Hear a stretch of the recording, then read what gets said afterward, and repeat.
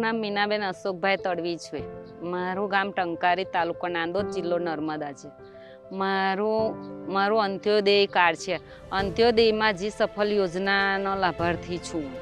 Digital wallet ખોલાવેલું છે, જેમાં સરકારશ્રીએ મને 15,000 રૂપિયાની સહાય કરેલ છે।